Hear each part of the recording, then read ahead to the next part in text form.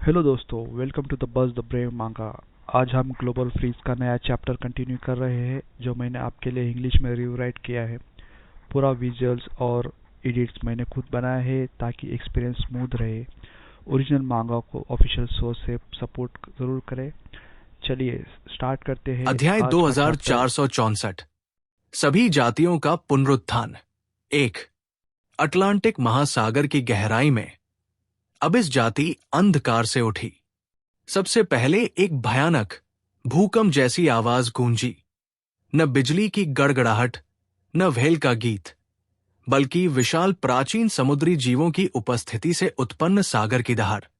Europe के तट पर मछुआरे सो रहे थे कि अचानक रात में वे उठ गए और महासागर में कुछ असामान्य महसूस किया।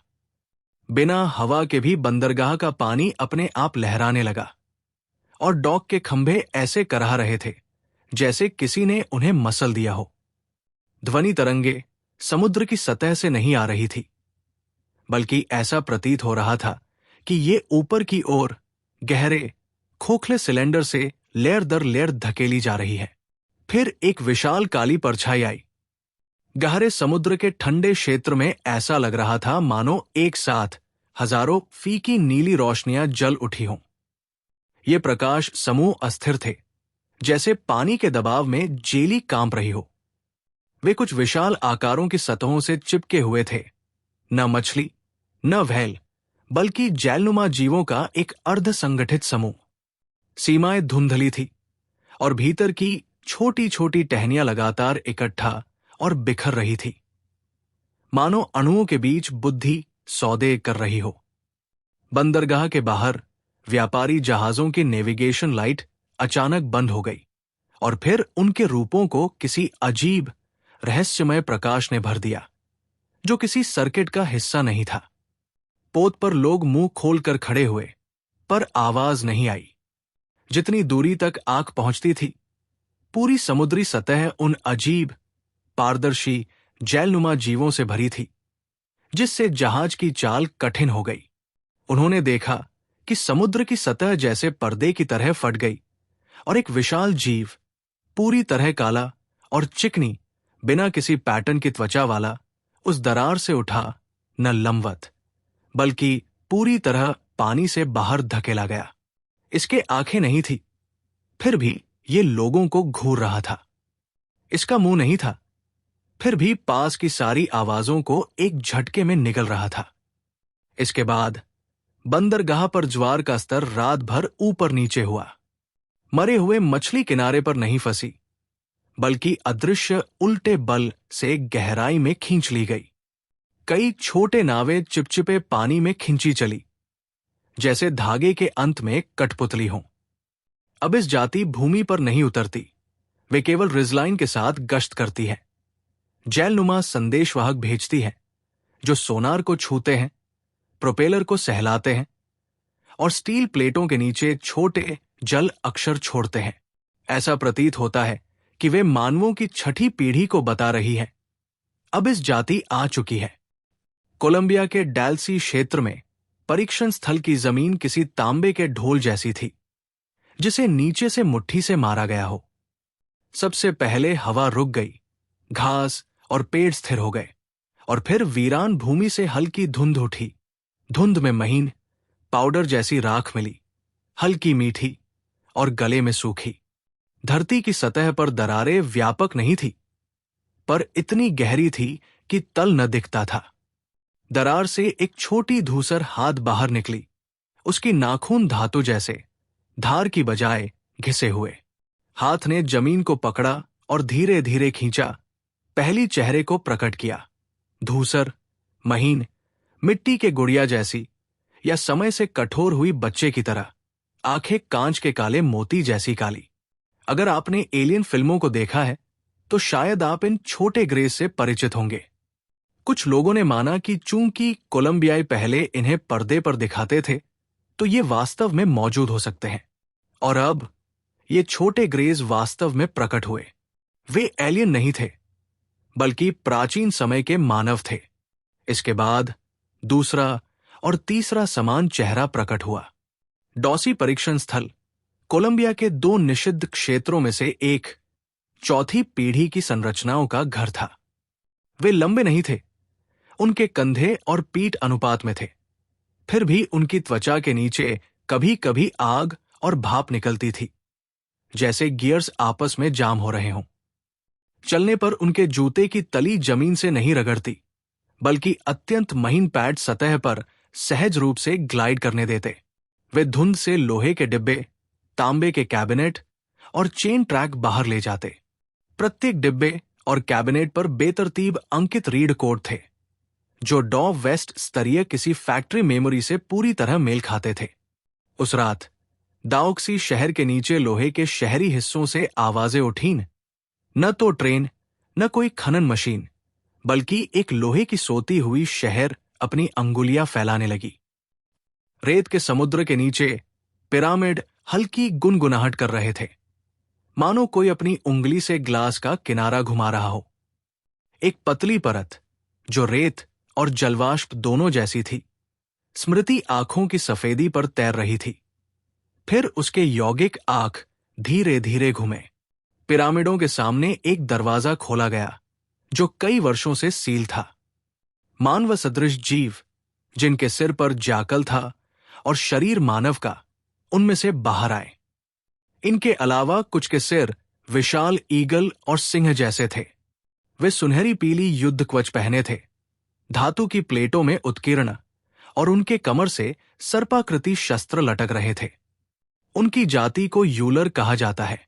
दूर रेत का सागर लहराता है और बगुलानुमा युद्ध मशीनें रेत से उभरती हैं। उनके कवच वाले पंख खुलते हैं। आंतरिक यांत्रिक कुंडल आपस में जड़ते हुए हल्की क्लिकिंग आवाज निकालते हैं। रथ की ऊपर की किरण आकाश की ओर जाती है और क्षण भर के लिए चांद की सतह पर अत्यंत पतली चांदी की अंगूठी से जुड़ जाती है। वे किसी से मिलने नहीं आए थे, वे बस अपने कैलेंडर को साफ कर रहे थे। यूलरों की दृष्टि में सभ्यता की हर झलक केवल तारीख देखने के समान थी। आकाश में उच्चतर सेलेस्टियल हवा में उड़ते जीवों जैसे प्रतीत हो रहे थे।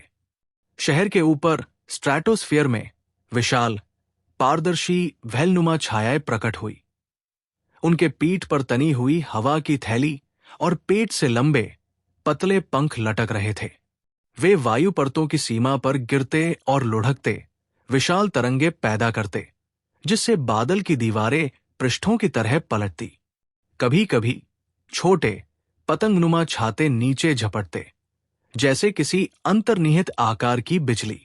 सेलेस्टियल वायुमंडलीय जीव थे, आकाश में बादलों के बीच छिपी जाती। पृथ्वी का इतिहास 4.6 अरब वर्ष का है। 6 पीढ़ियां मानवों की आ चुकी है। हर पीढ़ी में कई जातियां बारी बारी से प्रकट होती रही हैं। इसलिए अजीब प्राणी इस ग्रह पर शासन करते रहे हैं। पृथ्वी एक विशाल परीक्षण स्थल है, जिसे सृष्टिकर्ता ने जैविक प्रयोगों के लिए प्रयोग किया। दक्षिण अमेरिका में लगातार पहाड़ी श्रृंखला के किनारे टाइटन्स कोहरे में ढकी चौकोर संरचना से उठे। ज्वालामुखी की तलहटी पर कई छोटे पहाड़ जैसी चट्टानों ने अपनी राख की परतें झटक दी और स्पष्ट रूप से रेखांकित कलाई की मांसपेशियां दिखाई दी। वे चट्टानें नहीं थी, बल्कि उनकी त्वचा थी। एक एक आंख वाला विशालकाय ज्वालामुखी की गर्मी से अपने बाल इस्त्री कर रहा था। एक फटकार के साथ सौभुजाए शरीर एक साथ फैल गई, जैसे मुरझाया पेड़ अचानक नई शाखाएं उगा रहा हो। वे चट्टानों को उठाए हुए थे और प्रत्येक कदम के साथ घाटी में गूंज उठती, मानो किसी पुस्तक के पन्नों से उठी हो। वे भूकेंद्रित भाषा बोलते थे, वाक्य रचना पृथ्वी की परतों की कंपन जैसी। सह तटीय क्षेत्र पर आकाश में एल्डर बारिश के बाद इंद्रधनुष के टुकड़ों जैसे दिख रहे थे। हवाई मछलियों के झुंड मानव शहरों की घनी बिजली लाइनों के साथ तैरते, उनकी पंखों से इमारतों की कांच की सतह हल्के से छूती और सतह के नीचे पिक्सेल गूंगू कर रोंगटे खड़े कर देते। मानव अपने नींद से जागते अपने कर्ण में उन फुसफुसाहटों का पता लगाते हैं, जो श्रवणीय आवृत्ति सीमा में नहीं थी। किसी ने अचानक रुककर ऊपर देखा। उसकी आंखें नम थी, मानो बचपन की दोपहर की पवन घंटियों को सुन रहा हो। किसी ने माथे को पकड़ा, शरीर का तापमान गिरा, महसूस हुआ जैसे अदृश्य झील में खींचा जा रहा हो। एल्डर का कोई नुकसान करने का इरादा नहीं था। वे केवल इस दुनिया का पृष्ठभूमि संगीत परख रहे थे। अध्याय 2465। सभी जातियों का पुनरुत्थान 2। झील के किनारे के देवताओं ने पर्दा उठाया। ताका माघारा की छाया मंदिर की छत पर दब गई और तोरी के द्वार की काट की थोड़ी झुकी, जैसे किसी अदृश्य भार को सहने की कोशिश कर रही हो। रात के अंधेरे में 2 स्तंभ देवों की दिव्य ज्योति ने बादलों पर 3 समकेंद्रित छल्ले छोड़ दिए। पहले 3 स्तंभ देव थे, जब तक कि झांग यी ने ब्रह्मांड के नियमों का उपयोग कर उनमें से एक को समाप्त नहीं कर दिया। स्वर्गीय प्रभु और उच्च सम्राट का आत्मा देव अभी भी विशाल काले वस्त्र पहने थे। उनके चेहरे पर रंग बिरंगे और भव्य मुखौटे थे। वे बाहरी दुनिया की ओर दृष्टि गड़ाए खड़े थे। उनकी आंखें स्मृतियों और आहों से भरी थी। अंततः हम फिर से दिन की रोशनी देख सकते हैं। हाँ, अब हमें चूहों की तरह भूमिगत छिपने की जरूरत नहीं। अब उस साम्राज्य के लोगों से प्रतिशोध लेने का समय है। ड्रैगन साम्राज्य के ऊपर, जिसे कहते हैं हुआक्सू साम्राज्य। झील के किनारे के ये 2 देव एक दूसरे को घूरते हुए बोले। उनकी आंखों में क्रोध की आग जल रही थी। वे कभी नहीं भूलेंगे कि हुआक्सू साम्राज्य का वो युवक, जिसने उनकी मदद से बनाई गई पूरी जापानी एलियन संगठन को समाप्त कर दिया और उनके साथ ही सूर्य के देवता शेन चांचाओं को मार दिया। चिंता मत करो, वे जल्द ही समाप्त हो जाएंगे, हमारी हस्तक्षेप के बिना भी। हैं, ये सही है, लेकिन मुझे बिल्कुल फर्क नहीं पड़ता। जब वे समाप्त हो जाए, मैं कुछ हड्डियां लेने चला जाऊंगा। कुछ ही सड़कों की दूरी पर पत्थर की दरारों से एक सैकड़ा भूत बाहर निकला। नुरारियों काले होरी में लिपटे हुए था। कमर पर ओनिकिरी तलवार लटकी थी। तलवार चुपचाप चमकती थी, फिर भी हवा में एक पतली दरार छोड़ती थी जो कभी बंद नहीं होती। उसके क्लोन धीरे धीरे सड़क के साथ कागज के लालटेन की तरह जल उठे। प्रत्येक अपने आप में किसी व्यक्ति को मार सकता था। महान टेंगू इमारतों के बीच से नीचे झपटता, उसकी त्रिशूल तूफान की पूंछ छोड़ती और सिग्नल टावरों की लाल रोशनी हवा से टूटकर फिर से जुड़ जाती। बारिश में एक युवा भिक्षु गली के प्रवेश द्वार पर खड़ा है, नीली लालटेन लिए। फिता हल्का धूसर नीला प्रकाश छोड़ती। जो राहगीर वो देखता है, वे अपने कदम रोक देते और लंबा सपना देखने लगते। उस सपने में बारिश होती है और बूंदे विवाह प्रमाण पत्र बन जाती है। स्नो वुमन ने सांस छोड़ी और पाले में बदल गई। तुरंत पुरानी अपार्टमेंट की दीवारों पर बेलों पर बर्फ के फूल खिला दिए और फिर पूरी शहर अदृश्य व्यक्ति द्वारा ठंडी हो गई। मंदिर के पिछवाड़े में कुशानागी तलवार की छाया धीरे धीरे हवा में घूम रही थी और यासाकानी नो मक्तामा जैसे कोई तारा कई पतली जगहों से गुजरते हुए कई गलियों को जोड़ रही थी, जैसे अंडरवर्ल्ड और बाजार को एक बटन पर सी रहा हो। रात की स्थिरता में सैकड़ा भूत घूम रहे थे, लेकिन इस बार ये कोई भूत नहीं था, बल्कि असली शरीर स्वयं प्रकट हुआ। हुआक्सू साम्राज्य पूर्व सागर क्षेत्र और जियांगनान क्षेत्र के संगम पर स्थित है और ये एक लगातार पर्वत श्रृंखला है। बर्फ और बर्फ ने इस शांत वीरान भूमि को कई वर्षों तक ढक रखा था। 5 साल बाद भी ये क्षेत्र अप्रवर्तित रहा। मानव गतिविधि के कोई संकेत नहीं थे, लेकिन आज पर्वत अचानक जोर से हिलने लगे और फिर बीच से हो गए। काला धुआं आकाश में उठा और चारों ओर आग के लाल तरंग भरी हवा फैली। कुछ ही समय में इसने सभी दिशाओं में बर्फ और हिम को पिघला दिया और उन्हें भयंकर भाप में बदल दिया। एक रक्तिम प्रकाश आकाश में गया, सैकड़ों मील तक आसमान को रोशन कर दिया। दूर दूर के मानव शहरों ने भी इस असामान्यता को देखा। शुरू में लोगों ने सोचा कि यह सूर्यास्त है। अगले ही क्षण हवा से मीठी धातु जैसी जलती हुई गंध आई। पृथ्वी की गहराई से उबलते मैग्मा से लाल आभा के साथ लंबे और मजबूत मानव प्रकट हुए। जो लाल कवच में लिपटे थे। कवच वास्तव में उनके शरीर से जुड़ा था, नहीं बल्कि ढाला हुआ नहीं था। झुरोंग कुल एक शक्तिशाली जाति है जो मैग्मा में गतिशील हो सकती है।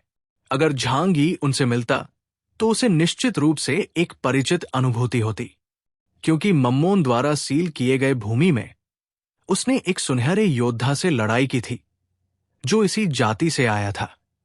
झुरोंग कुल की टोही टीम सबसे पहले प्रकट हुई। टीम के दो नेता झुरोंग कुल के अभिजात थे, शू तुन और लू शाओ। उनके पीछे झुरोंग कुल के सैकड़ों प्राचीन मानव थे। शू तुन और लू शाओ लाल तरंगों के अग्रभाग में खड़े थे। उनके कवच पर पैटर्न धीरे धीरे धातु के भीतर तरल की तरह घूम रहे थे।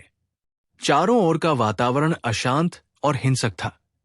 भूमिगत ज्वालामुखी का विस्फोट क्षेत्र को काले धुएं में ढक चुका था, जिससे कुछ भी स्पष्ट रूप से दिखाई नहीं दे रहा था। शू तुन ने मुंह खोला, हवा की एक घूंट ली और हवा की आवाज उसी जगह गायब हो गई। पीछे एक छोटा खाली स्थान रह गया, वैक्यूम जैसा। लू शाओ ने अपना दाहिना हाथ उठाया और हाथ की पीठ से एक छोटा नीला ज्वाला निकला। जहां भी नीला ज्वाला गया, रेत के कण पारदर्शी कांच में जल गए और चांदनी जमीन को भर गई। जैसे ही चारों ओर का धुआं और धूल छंट गई, पृथ्वी रक्तिम हो गई और ठंडी हुई कांच ने मोहक सुंदरता धारण कर ली। आगे बढ़ने के बजाय उन्होंने अपने आसपास का निरीक्षण किया। पृथ्वी की सतह पर प्रकट होना भी जोखिम भरा था। उन्हें इस दुनिया और मानवता की छठी पीढ़ी की शक्ति का आकलन करने की आवश्यकता थी। क्विनलिंग पर्वतों के नीचे ड्रैगन साम्राज्य की बाधा गहरी समुद्र की तरह मोटी होती है। बाई लोंगजी युआनमो चुपचाप हवा की आंख में खड़ा था। उसके चांदी के बाल शांत हवा में बह रहे थे, जैसे किसी अदृश्य हाथ से सीधा किया जा रहा हो। क्या ये क्षण अंततः आ गया? हेलोंग युआनजिंग भी ड्रैगन साम्राज्य में लौट आया। एक बड़ा परिवर्तन निकट है और उसे लौटना ही होगा। भले ही वो जानता हो कि ड्रैगन पर्याप्त शक्तिशाली है, फिर भी सतर्क रहना बेहतर है। इस युग में कौन जानता है कितनी जातियां विलुप्त हो जाएंगी और कितनी देवदूत बन जाएंगी। फुक्सी ने हॉट स्प्रिंग में अपनी आंखें खोली और उसकी आंखों की गहराई प्राचीन आकाश में पन्ने पलटने जैसी थी। उसने हिलने से पहले प्रारंभिक अराजकता के 8 त्रिकोण की रेखाएं गुफा की दीवार के साथ उठीं। प्रत्येक रेखा ब्रह्मांड की तलछट पर टिप्पणी थी। उसने केवल एक वाक्य कहा, भाग्य का वाटरशेड क्षण आ गया है। चंद्रमा की सतह पर रेडेंट मून साम्राज्य की चांदी की झरने गिर रही थी, जैसे पूरे चंद्रमा को घूंघट में बुन रही हों। चांदी के सिंहासन पर 12 रानियां एक ही समय में सफेद रोशनी से भरे स्थान में अपनी आंखें उठाती हैं। उनकी दृष्टि उसी दिशा में थी, पृथ्वी। किसी ने हल्के से अपनी उंगलियों से चिमटा लिया और चांदी का मुहावरा उसकी उंगलियों से अत्यंत बारीक सुई की तरह उड़ गया, एक अंधेरे छेद को सी रहा जो सांस ले रहा था। डार्कमून साम्राज्य की काली लहर दूसरी ओर उभरी। काले चांद के पुरोहित बिना प्रकाश वाले गलियारे में खड़े थे। पहला काला चांद पुरोहित उस सीमा के किनारे से रिसी अंधकार को निकल गया और फिर उसे गहराई में वापस धकेल दिया। पूरा संसार अराजकता में है। सृष्टिकर्ता ने स्टार्टिंग गन फायर कर दी और भौतिक जगत के सभी खिलाड़ी सक्रिय हो गए। हालांकि पृथ्वी पर अधिकांश मानवों के लिए ये एक भयानक उथल पुथल थी। मानवों को एक ही घंटे में हजारों अव्यक्त रिपोर्टें प्राप्त हुई। कुछ लोगों ने उपनगरों में पर्वत श्रृंखला के साथ उड़ते प्टेरोसॉर की परछाइयां देखी। उनके पंख सितारों के साथ टकराते। किसी ने बर्फ की रेखा के नीचे मार्च करते टाइनोसॉरस रेक्स के पास से गुजरते देखा। उनका कवच न तो धातु था, न चमड़ा, बल्कि काले खनिज का ठोस ब्लॉक था, जिसे अत्यधिक गर्म करके अचानक ठंडा किया गया था। किसी ने परित्यक्त हवाई अड्डे के रनवे के अंत में फोटो लिया, जहां एल्डर मछलियां इकट्ठी होकर इंद्रधनुष बनाती। ड्राइवर चौक पर रुके, एक ही समय में अपनी कारों से बाहर निकले और ऊपर देखा, जैसे मौन आतिशबाजी देख रहे हों। अधिकांश लोगों के लिए यह केवल छाती में अचानक कसा हुआ एहसास था। दुनिया अचानक थोड़ी भारी महसूस हुई। अध्याय 2466। सभी जातियों का पुनरुत्थान 3। रात का समय गहरा था। तियानहाई सिटी की रोशनी अभी भी जल रही थी, लेकिन अब कोई भी चैन की नींद नहीं ले रहा था। जिस पल झांग यी अपने सपने से उठा, उसने महसूस किया कि वातावरण में दबाव बढ़ रहा है। यह मौसम या वायुदाब में बदलाव नहीं था, बल्कि दुनिया स्वयं की अस्थिरता का संकेत था। वो खिड़की की ओर गया और उसके सामने का आकाश अब वह रात नहीं थी जिसे वह जानता था। एक अजीब सफेद रोशनी आकाश को फाड़ रही थी, पूरे तियानहाई शहर को घेर रही थी। यह प्रकाश न तो किसी दिशा में था और न किसी स्रोत से आया, जैसे ये हवा के अणुओं के बीच से रिस रहा हो। पूरा शहर उस रोशनी में नहाया हुआ था, जो सूरज की नहीं थी, भवनों की परछाइयों को धुंधला कर रही थी, और सांस लेना भी उस रोशनी में फिल्टर हो रहा था। झांग यी की प्यूपिल्स थोड़ी सिकुड़ गई और उसने तुरंत संचार नेटवर्क चालू किया। सभी तुरंत इकट्ठा हों। स्तर 1 अलर्ट। उसकी आवाज स्थिर थी, फिर भी अदम्य अधिकार का संचार कर रही थी। 10 मिनट बाद पूरा स्काईसी फोर्ट्रेस चमक उठा। यांग शिनक्सिन, झो केर, डेंग शेंटोंग, बाइली चांगक्विंग, ली यांगयांग, अंकल यू, फैटीजू, सभी मुख्य सदस्य हॉल में इकट्ठा हुए। वातावरण में एक संपीड़ित तनाव का एहसास था। भाई झांगी, क्या तुम्हें भी यह महसूस हुआ? यांग शिनक्सिन ने सबसे पहले बोला। उसकी आवाज शांत थी। स्पष्ट रूप से उसने भी उस इच्छा से सूचना प्राप्त की थी। झो केर की दृष्टि ने पीछे से पीछा किया। उसने खिड़की से बाहर देखा, जहां सफेद रोशनी ने आकाश को पूरी तरह ढक लिया था, और दूर के बादलों में एक विशाल प्राणी छाया में तैर रहा था। यह व्हेल जैसा था, और तूफान का ठोस रूप भी। इसके पंख बादलों जैसे थे, पर शरीर पारदर्शी गैस का बना था। हर मोड़ के साथ चारों ओर का बिजली एक वृत्त में खिंचता। संपूर्ण वातावरण मानो इसका क्षेत्र बन गया हो। ये वायुमंडलीय जीव है, किसी अज्ञात युग से बचे हुए और आज प्रकट हुए हैं। पूरी दुनिया जल्द ही अराजकता में फेंकी जाएगी, लेकिन कोई बड़ी बात नहीं। सब कुछ अपेक्षाओं के भीतर है। बस ये थोड़ा अचानक आ रहा है। झांग यी की आवाज नीची और गहरी थी। वो घबराया नहीं, केवल गहन विचार में था। उसकी दृष्टि शांतिपूर्वक भीड़ पर घूमी। भौतिक जगत पर सील टूट चुकी है। प्राचीन सभ्यताएं लौटने लगी है। सभी हैरान रह गए। तुम्हारा मतलब? प्राचीन जातियां? झांग यी ने सिर हिलाया और धीरे से 2 शब्द कहे। सही। उसने हाथ बढ़ाया और हवा में इशारा किया, और होलोग्राफिक स्क्रीन पर पृथ्वी का वैश्विक दृश्य प्रकट हुआ। मानचित्र पर अनगिनत लाल बिंदु चमक उठे, असामान्य ऊर्जा प्रवाह वाले क्षेत्रों का प्रतिनिधित्व करते। आर्कटिक बर्फ फैल रही है, दक्षिण चीन सागर में ऊर्जा उफान पर है, और कोलंबिया में एक स्थानिक दरार प्रकट हो रही है। ये सभी असामान्यताएं एक साथ उभर रही है। मुसीबत के उठते ही झांग यी को दुनिया भर के विभिन्न देशों के उच्च अधिकारियों से संदेश मिले।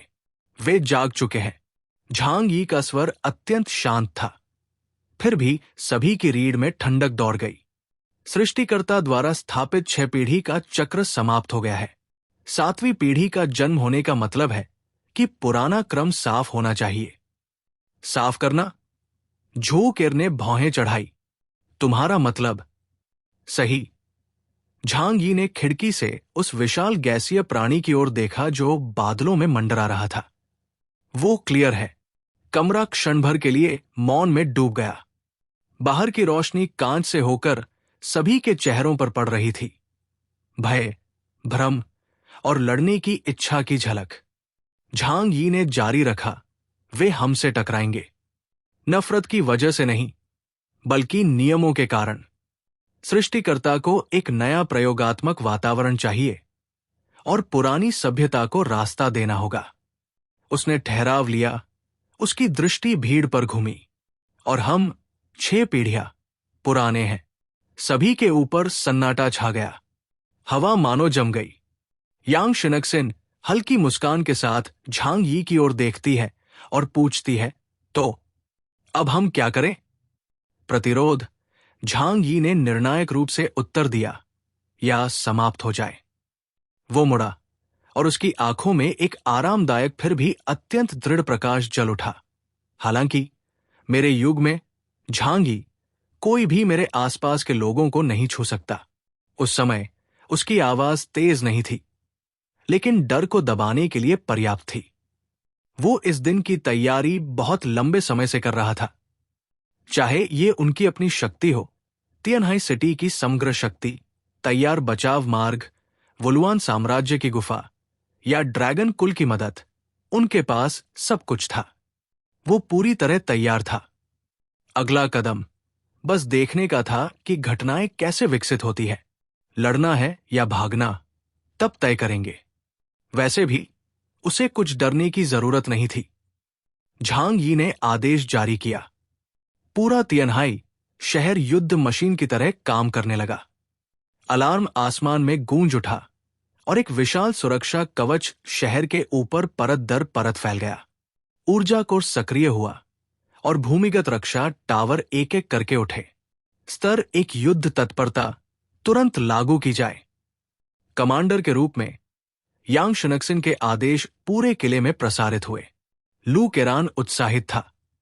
3 में से 2 सुपर युद्धपोत झांग यी के वैकल्पिक आयाम में थे और कभी भी युद्ध में इस्तेमाल किए जा सकते थे। एक युद्धपोत के मुख्य तोपों में पृथ्वी हिलाने वाली शक्ति थी।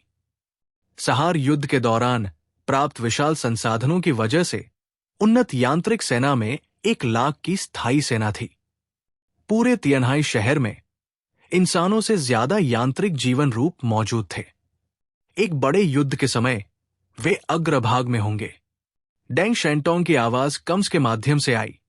शहर के पूर्व और बंदरगाह क्षेत्र में एंटी एयरक्राफ्ट गन तैनात हो गई है। शैडो यूनिट स्टैंड बाय पर है। ठीक है, झांग यी ने सिर हिलाया। पैनिक या जल्दबाजी करने की कोई जरूरत नहीं। याद रखो, हम नहीं भाग रहे, हम इंतजार कर रहे हैं। किसका इंतजार? फैटी जू ने पूछा। झांग यी ने धीरे कहा, उन्हें पहला कदम उठाने दो। खिड़की के बाहर बादलों में एक सफेद दरार फैल गई और विशाल सेलेस्टियल छाया ने गहरी गूंज छोड़ी, मानो नीचे जीवन को स्कैन कर रही हो।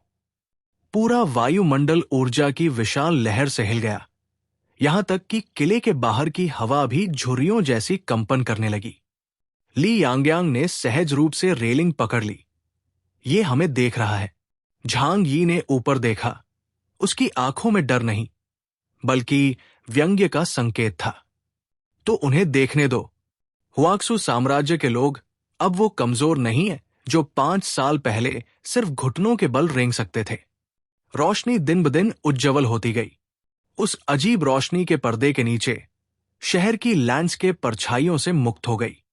हवा भयावह रूप से स्थिर थी, लेकिन स्काईसी फोर्ट्रेस के भीतर एक शांत शक्ति फैल रही थी। झांग यी तियानहाई किले के सबसे ऊंचे बिंदु पर बैठा था। भले ही कोई रक्षक देवता, उसकी दृष्टि दूर ठंडी गहरी समुद्री ओर थी। फिर उसने उन वायुमंडलीय जीवों को देखा जो आकाश के शून्य से उभरे थे। अलौकिक शक्ति का प्रवाह एक अंधेरी लहर की तरह फैल गया। उसके पीछे एक भयावह विशाल भंवर बना। उसके चारों ओर ऊर्जा सूचकांक 52,000 अंक फूट पड़ा। यहां तक कि दबाव में हवा भी थोड़ा सिकुड़ गई। वो आभा बिना छिपी हुई थी, जैसे एक तेज ब्लेड सीधे आकाश में चुभती। अगले ही क्षण बादल फटे और सेलेस्टियल क्लान की आकृति धीरे धीरे पीछे हट गई। ये पानी की जांच कर रहा है, यांग शिनक्सिन ने शांतिपूर्वक कहा, झांग यी के पास बैठी। मुझे पता है। झांग यी ने आंखें खोली। उसकी आवाज शांत और दृढ़ थी, लेकिन यह भी जानता है कि इस भूमि पर किसके साथ उलझना नहीं चाहिए। प्राचीन सभ्यताएं जो सतह की दुनिया को साफ करके अपने कब्जे में लेना चाहती है, उन्हें अपने लक्ष्यों की शक्ति का आकलन करना होता है और ये देखना होता है कि वे उन्हें हरा सकती है या नहीं, अन्यथा वे वुलुआन साम्राज्य की तरह समाप्त हो जाएंगी और लाभ से अधिक हानि उठाएंगी। दोस्तों, ये था आज का चैप्टर। आपको एपिसोड कैसा लगा कमेंट में ज़रूर बताएं। अगर आप मांगा स्टोरीज एंजॉय करते हैं तो वीडियो को लाइक करें और बस द ब्रेव मांगा को सब्सक्राइब करना मत भूलिए। मिलते हैं नेक्स्ट चैप्टर में। Thank you.